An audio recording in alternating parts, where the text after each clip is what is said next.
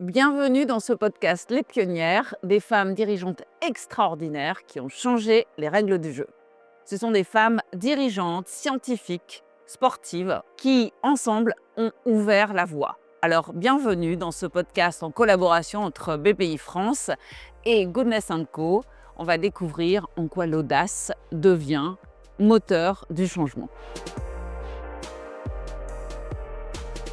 Bonjour Christelle. Bonjour Isabelle.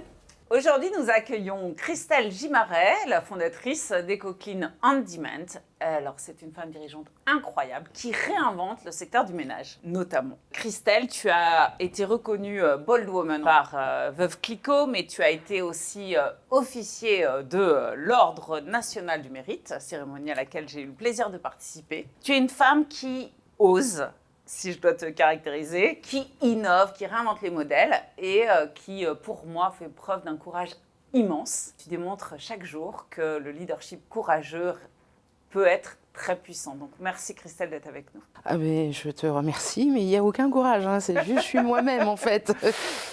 Christelle, tu as réinventé un secteur, tu es une pionnière dans les entreprises à impact et tu œuvres dans l'univers de la propreté et du ménage avec un modèle tout particulier. Est-ce que tu peux nous en dire plus ? Oui, en effet. Donc du coup, le secteur de l'impact, en fait, ça veut tout dire et rien dire en même temps. C'est vrai. Nous, notre définition de l'impact, c'est de mettre la responsabilité sociale, sociétale, environnementale au cœur du business. C'est-à-dire que de ça, de la RSE, va déboucher un business model et non pas l'inverse. D'accord. Parce que le greenwashing, ça suffit, parce que de dire que on fait des choses, mais en réalité, vos salariés en ont même pas conscience parce que vous dites c'est du bullshit, grosso modo. Nous, on est parti de l'inverse, en fait, on est parti des attentes de nos salariés. D'accord. De dire, voilà, qu'est-ce que vous souhaitez qu'il se passe dans votre métier qui est le ménage. Donc du coup, nous, on a pris le prisme de se dire, l'entreprise, on va la réinventer en fonction des cleaners et non pas en fonction des clients. Donc du coup, de là est né le travail de jour, les produits maintenant qui sont éco-labellisés, qui veulent être même biosourcés, parce qu'on va très très loin dans notre environnemental. Et puis surtout sur le bien-être au travail. Voilà. Donc on a pris le parti pris de se dire que c'est à nos clients de s'adapter et non pas à nos cleaners. Mais je pense qu'on va développer plus après. Et du coup, alors, par rapport à ça, c'est une entreprise que tu as transformée ou c'est une entreprise que tu as créée? Et quel a été le déclic aussi pour justement partir des cleaners, comme tu dis, et pas des clients? Alors, on remonte en 2005. D'accord. Donc, il y a 20 ans. La boîte s'appelait à l'époque Artupox. Et moi, je faisais beaucoup d'allers-retours entre l'Allemagne, la Suède. Et j'avais vu là-bas que les produits écologiques, ils existaient. Donc, c'était le label Svanen, le Swan label, que ce qu'on allait appeler plus tard, et le mouvement dans lequel nous avions été pionniers, les entreprises à mission. Donc, on s'est dit, nous, c'est ce qu'on fait. Donc, ça va valider ce que nous faisons. Mais tout ça, là-bas, c'était très, très en avance. Donc, du coup, je me suis dit, il n'y a pas de sujet là-dessus. Je ne vois pas pourquoi on ne le ferait pas en France. Et de là est née l'histoire de partir de la base du cleaner, de ses besoins, ses attentes, et le fait que finalement, quand on parle avec eux, on peut penser qu'ils n'aiment pas leur métier. Parce que faire le ménage, c'est pas très glorieux, c'est pas très fun. Nous, en fait, on le rend glorieux, fun et surtout dans des beaux endroits. Comment alors, du coup ? Comment ? En mettant le travail de jour. Donc, c'est-à-dire D'accord. que nous, on a commencé par des agences de communication et des cabinets d'avocats, dans lesquels, en fait, les lieux sont en général plutôt sympas. C'est pas des vieux entrepôts au fin fond de 4 heures de RER, quoi. Et puis, surtout, ils étaient intégrés au sein des équipes de ces boîtes de com, de ces cabinets d'avocats, si bien qu'à la fin, ils se disaient même pas je travaille pour Artupox, ils se disaient je travaille pour telle agence, quoi. D'accord. Et ça crée une symbiose parce que quand, par exemple, vous faites tomber un papier dans votre bureau, si vous connaissez pas la femme de ménage, vous le laissez par terre. Si vous savez que c'est Madame Machin qui vient, vous dites je vais le ramasser, je vais le remettre dans la poubelle. Vous savez, un peu comme quand vous faites le ménage avant que votre femme de ménage arrive. C'est un peu le principe. Voilà. Donc du coup, ça a créé cette connivence et ce qui fait que très vite, ça a plu. Et la boîte a grandi jusqu'à devenir EcoClean On Demand parce qu'il y a eu le Covid, mais on parlera après. Et du coup, entreprise à mission, pour ceux qui nous écoutent, où tu as été aussi une des premières Bicorp, il me semble, Alors, dans le la secteur. première. La première. Voilà. C'est pour ça que nous sommes dans un podcast qui s'appelle les pionnières. C'est ça. Ouais.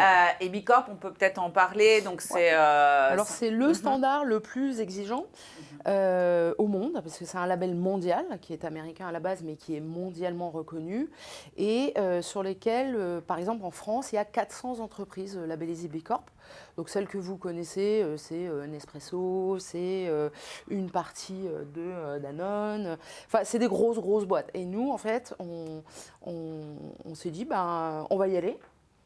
Et il y avait déjà eu un précédent d'un monsieur qui a une boîte qui s'appelle Clinitex, qui lui est dans plutôt métier médicaux, propreté médicale, qui lui avait ouvert la voie. Mais je me suis dit, si lui il y arrive, pourquoi pas nous? Mais lui aussi c'était une grosse boîte. Donc du coup on s'est dit on y va, sauf que la particularité, et pourquoi je dis que je suis la première, c'est que nous on a un modèle de plateforme. Et c'est la première plateforme à avoir été labellisée. C'est-à-dire que Bicorp refuse toutes les plateformes. Mais nous, on a tellement démontré que ce qu'on faisait était bien, vertueux et réel et mesurable qu'ils n'ont pas eu le choix, en fait. Alors, on connaît bien Bicorp parce qu'on a fait partie, et je suis steward du mouvement au niveau mondial, donc je suis assez convaincue que c'est un des modèles intéressants pour aider les entreprises à progresser sur leur impact. Entreprise à mission, c'est un peu la même chose. Qu'est-ce que ça t'apporte d'être entreprise à mission Bicorp? Est-ce que ça t'apporte quelque chose en tant que tel? Ça apporte surtout une reconnaissance. D'accord. La reconnaissance de la marque. La marque est Coqueline en demande et on a été labellisé Bicorp en juin 2024. Et bien en fait, en réalité, la marque a explosé à l'annonce de ce Bicorp parce qu'en réalité, avec toutes les normes CSRD qui allaient être mises en place, on s'aperçoit que le CAC 40 en fait vient à nous, ce qui était en fait les seuls clients qu'on n'avait jamais eu en fait. Et alors, est-ce qu'ils y sont contraints? J'en sais rien, mais peu importe. En tout cas, la démarche est là. Je pense que les dirigeants auxquels on a affaire sont convaincus, donc je pense qu'on est sur la bonne voie ensemble. Et c'est vrai que ça a un vrai impact, cette reconnaissance, et pour le coup, un impact business que je n'avais pas mesuré. C'est un enjeu de compétitivité, en fait. En fait, c'est un enjeu de compétitivité, et surtout, vous vous démarquez. Parce que quand vous avez que 3 boîtes ou 4, je crois qu'on en a 4 maintenant, d'entreprises de nettoyage en France, alors que ça en compte des millions d'entreprises de nettoyage, forcément c'est un facteur différenciant. Et ça devient un game changer parce que Bicorp, le gros avantage, c'est que c'est un label qui est évolutif. C'est-à-dire que vous l'avez pour 3 ans, si au bout de 3 ans vous n'avez pas évolué, vous ne l'avez plus. Donc ça nous oblige sans arrêt à rester dans les clous et surtout à un rythme qui est soutenu. En fait, voilà.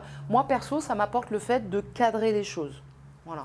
Alors, une entreprise d'impact, moi je dis souvent que c'est une entreprise qui donne plus qu'elle ne prend à la société. Comment tu vois justement, au-delà de ton secteur, le rôle de l'entreprise dans tous les enjeux de société? Pour moi, l'entreprise, c'est le seul point de salut. Enfin, je veux dire, quand on voit la situation économique et de notre État, on se dit qu'heureusement qu'il y a des entreprises. Donc, s'il vous plaît, faites en sorte que nous restions français. Parce que forcément, la compétitivité, on ne joue pas tous dans la même cour, même au niveau européen. Donc, moi, je pense que le seul salut de ce pays, mais en général, d'ailleurs, même quand les pays vont bien, c'est l'entreprise. Si vous n'avez pas d'entreprise, comme je dis toujours, moi je connais des patrons sans salariés. Je connais aucun salarié sans patron. Donc forcément, et les chefs d'entreprise, surtout quand ils font des choses où ça peut drainer, parce que pour moi l'impact c'est le fait de drainer des gens, d'emporter des gens avec moi, de fédérer et d'être après dans cette mouvance de co-construction en fait, entre le client et puis nous. Et du coup, pour moi, l'impact, il se mesure sur les résultats et non pas sur l'intention. Oui, je comprends.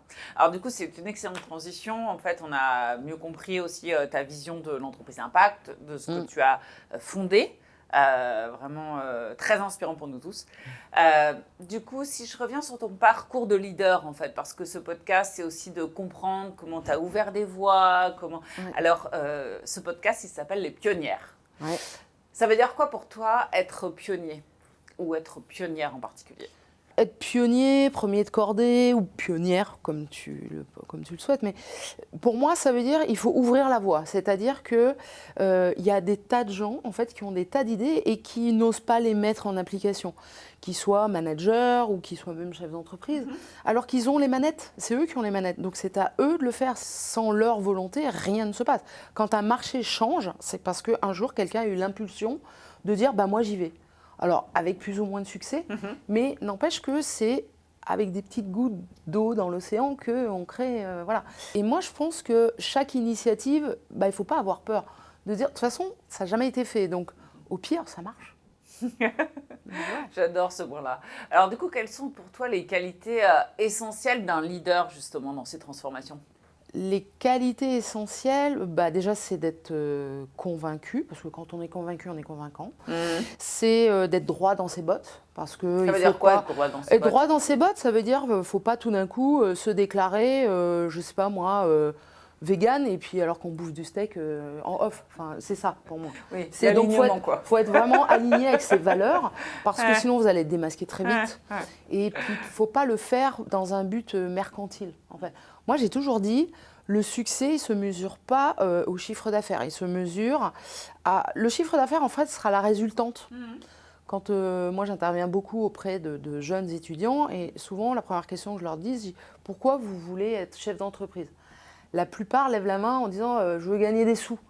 Je dis alors, tous ceux qui ont levé la main, là vous sortez. Et on se retrouve avec 10 personnes, et eux, non, moi je veux changer le monde, moi je veux changer les choses. Mais en fait, c'est ces 10%-là qu'il faut garder, sur lesquels l'attention doit être portée. Toi, tu as toujours voulu être chef d'entreprise, hein, je me souviens. Moi toujours. Moi toujours. Sors de la marchande ou tes parents qui devaient toquer à ta porte. Moi j'ai toujours voulu être chef. Voilà. Moi, en fait, je suis un électron libre, donc je pense que je ne suis pas manageable, malheureusement. Malheureusement, tant mieux pour le monde. Hein, alors après, tant mieux peut-être pour le marché, mais en réalité, les gens comme moi, il ne faut pas les enfermer. Justement, au contraire, il faut leur laisser libre cours. Et moi, j'ai eu la chance d'avoir une famille d'entrepreneurs. Donc le libre cours, on me l'a laissé. Enfin, il n'y avait pas de sujet là-dessus. Même quand, à 6 ans, je faisais toquer mes parents à la porte de ma chambre pour leur dire « Entrez, qu'est-ce que vous voulez ?» Comme si j'étais le PDG déjà. Voilà, donc c'était rigolo. Il y en a qui jouent au vétérinaire, au docteur. Moi, je jouais à la marchande. J'avais une caisse et tout. Et du coup, quand on découvre ton parcours, on apprend que tu as été enseignant-chercheur, tu as voulu aussi à un moment être astronaute. Comment ça t'a construit un petit peu dans ce chemin en fait? Comme je disais, quand on est un électron libre, en fait, on part un peu dans tous les sens. Donc moi, de 14 à 20 ans, je voulais être astronaute. J'ai tout fait pour être astronaute. J'ai même tenté l'ENAC, j'ai mon brevet de pilote, j'avais suivi les entraînements avec Patrick Baudry. Non, mais j'étais folle furieuse. Bon, ça n'a pas marché. Donc je me suis dit, prof de maths, au moins, là, je suis sûre que je réussirais. Voilà, donc j'ai fait ça, mais ce n'était pas vraiment ma voie. Là, avec le recul, je m'aperçois que si j'avais été astronaute, j'aurais fini comme Elon Musk, j'aurais construit SpaceX en fait. J'aurais fini chef d'entreprise, quoi qu'il arrive, parce que je pense que c'est dans ton ADN où ça ne l'est pas. Moi, j'ai rien contre les écoles de commerce, mais je ne pense pas qu'on devienne chef d'entreprise avec une école de commerce. Je pense qu'on devient un très bon manager, un très bon vendeur, mais pas un chef d'entreprise. Parce que ce truc-là, tu l'as ou tu l'as pas. Ah oui, tu crois qu'en fait, on est avec? Ouais, franchement, ouais. Tu crois qu'on ne peut pas se découvrir au fur et à mesure des années? Moi, je pense que cette graine, tu l'as. Alors après, est-ce qu'elle est alimentée ou pas? Et après, tu as besoin de le driver, effectivement. D'accord. Mais si tu ne l'as pas, moi, je le vois, il y a des concurrents qui passent leur vie à nous copier. Mais ils nous copient parce qu'en réalité, ils ne sont pas chefs d'entreprise. Ah, c'est intéressant parce que du coup, tu vois le chef d'entreprise comme un pionnier, celui qui réinvente. Pour moi, c'est le chef d'entreprise, la définition, c'est celui qui ouvre la voie. en fait. C'est l'entrepreneur. D'accord. Et donc, tu es capable, puisque tu interviens auprès des jeunes, de distinguer ceux qui ont la graine ou l'ont pas. Alors, je n'ai pas ce talent, je n'ai pas ce don. D'accord. Mais en tout cas, je distille en eux que s'ils ont cette petite voix, il faut l'écouter. D'accord. Mais un peu comme quelqu'un qui te dit j'ai toujours voulu être acteur ou j'ai toujours voulu être chanteuse. Voilà. C'est intéressant, moi je parle souvent de baguette magique.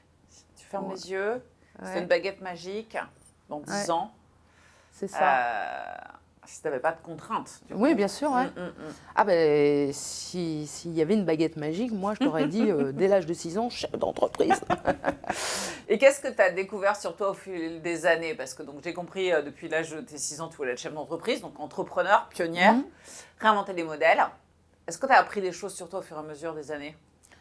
Ce que j'ai beaucoup appris sur moi, c'est ma capacité en fait à absorber les aléas. Je ne pensais pas.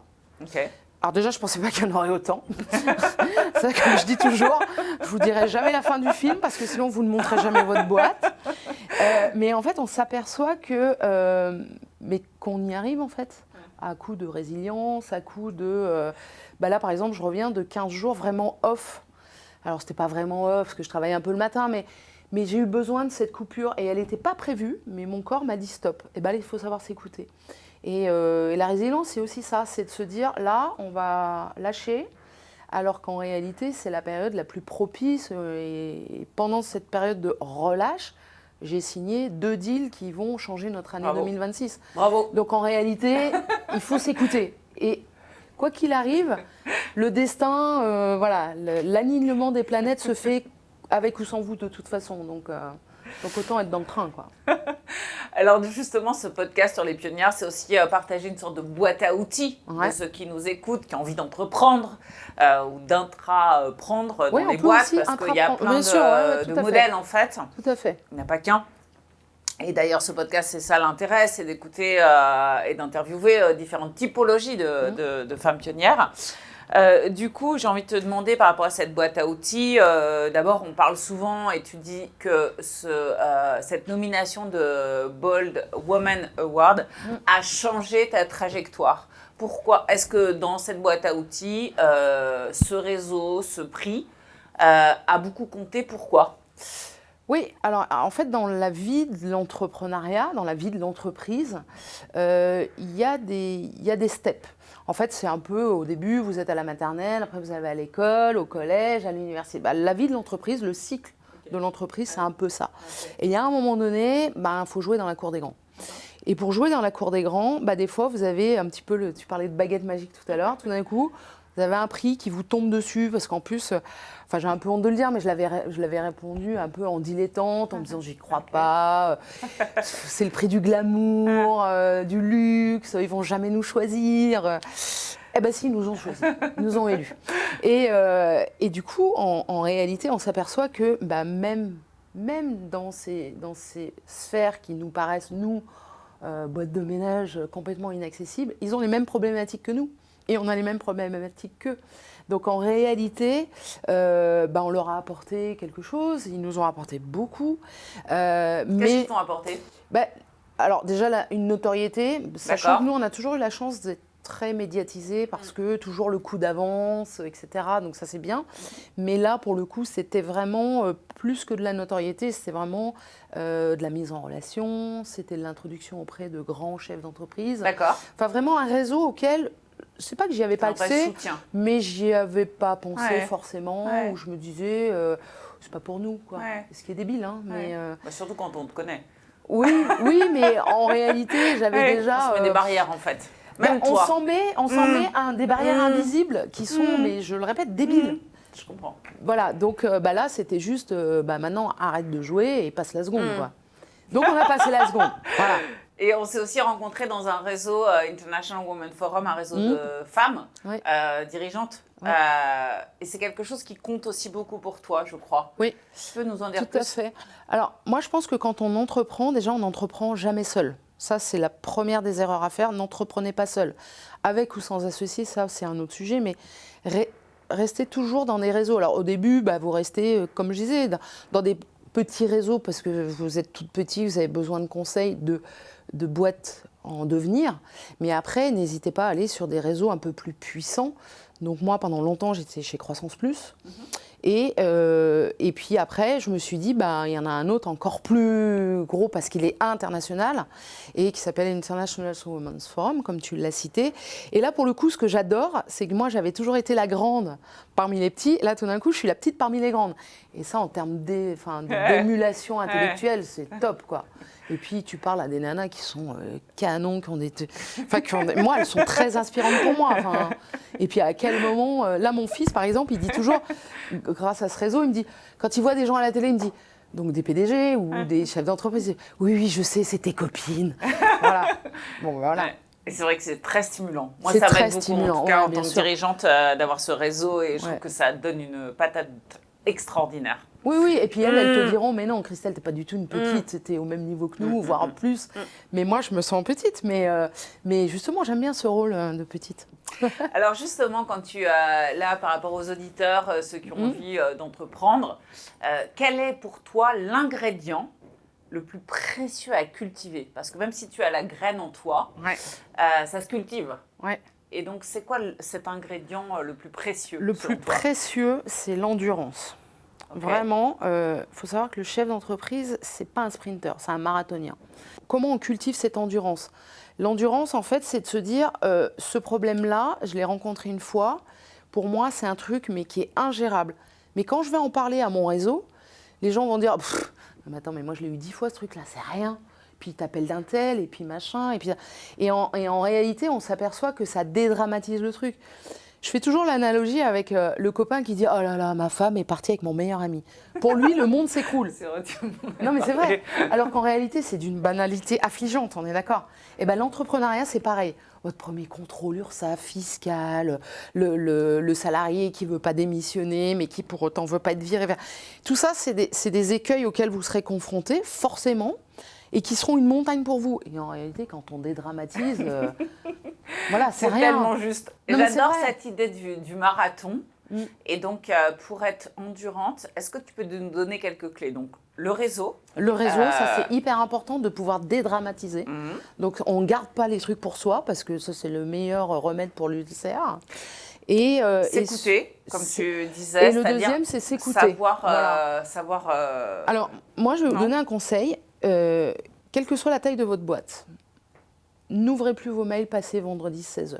Pourquoi? Parce que les mails qui arrivent après 16h le vendredi, c'est le nous emmerde. client relou qui se dit « je lui refile la patate chaude », qui de toute façon on n'ira pas votre réponse avant lundi, lui, et vous aurez votre week-end pourri. Pareil me pour les parle. recommandés, on n'y Ok. va pas, la poste ça peut attendre lundi. Voilà. Et s'il y a le feu à l'entreprise, bah, les pompiers ils feront mieux que vous. Donc voilà. Donc surtout les week-ends c'est précieux. Et puis surtout, voilà, s'écouter. Et puis il n'y a pas de mal à se dire, bon, bah là aujourd'hui, je ne sers à rien. Moi, il y a des fois, j'arrive au bureau, je me dis, puis je glande, je vais à la machine à café, puis je vais parler. Enfin bref, je ne sers à rien. Bon, bah je rentre. Parce que là, je ne sers à rien, ça ne sert à rien de faire du présentiel. Puis c'est quand même moi le chef, donc qui va me dire quoi que ce soit? Non, mais il y a quand même des avantages. Voilà. Non, mais il faut s'écouter parce qu'en réalité, ce n'est pas les 3 heures de pause que vous avez volées sur votre temps qui vont changer la donne. Par contre, 3 heures à vous ressourcer, à faire, je ne sais pas quoi, mais ça peut être n'importe quoi. Hein. Je ne sais pas, aller au spa, aller faire du shopping, aller promener votre chien, aller juste zoner. Mais il faut, voilà. Faut C'est laisser, génial. voilà. Faut Alors, s'écouter. du coup, là, si on transmet aux nouvelles générations, Ouais. qu'est-ce que tu as envie de leur dire à ces nouvelles générations pour leur donner envie d'entreprendre? Alors l'avantage de cette nouvelle génération qui arrive, là, moi je le vois, là, ceux qui arrivent sur le marché du travail à 23, 25 ans, ils veulent plus bosser. Ils veulent, Pourquoi c'est un avantage? parce qu'en fait, ils veulent changer le monde. D'accord. Et pour eux, ça ne passe pas par le travail. Alors ce qu'ils ne savent pas, c'est qu'en réalité, ils vont bosser, et encore plus que les autres. Mais ils ont cette notion de se dire, moi je vais changer les codes, je vais changer les choses, etc. Et on voit toutes les startups qui montent, elles sont à impact. Même si elles ne sont pas labellisées, mais elles sont toutes à impact. Parce qu'en réalité, eux, le travail ne les intéresse pas. Ce qu'ils veulent, c'est que la Terre aille mieux. Donc, ils bossent et ils font des choses pour la planète, pour l'environnement, pour le bien-être, etc. Et du coup, bah, ils n'ont pas l'impression de bosser, parce que quand on aime ce qu'on fait, on peut même travailler 120 heures, hein, c'est pas le souci. Mais en tout cas, les carrières avec le pack, la bagnole, le haut salaire, etc., ils n'en veulent plus. De toute façon, déjà, la voiture, ils passent déjà même plus le permis, donc j'ai envie de te dire. Voilà, ça ne les intéresse pas. Ce n'est plus leur moteur. Et ces jeunes-là, eh ben, il faut vraiment les chouchouter, il faut les aider à ce que leur start-up, elle dépasse le stade de start-up, justement. Parce qu'il y a Et des du coup, tas de quel bonnes est idées. le conseil que tu aurais aimé recevoir à tes 20 ans Ouais. pour justement dépasser ce cadre de start-up et te lancer plus loin? Bah, moi, j'aurais bien aimé qu'on me dise que les réseaux existent, mais à 20 ans, je sais pas, ouais, il y avait quelques réseaux, mais quand moi j'avais 20 ans, les réseaux qu'on connaissait, c'était le MEDEF ou la franc-maçonnerie. Enfin, il n'y avait pas beaucoup d'alternatives, en fait.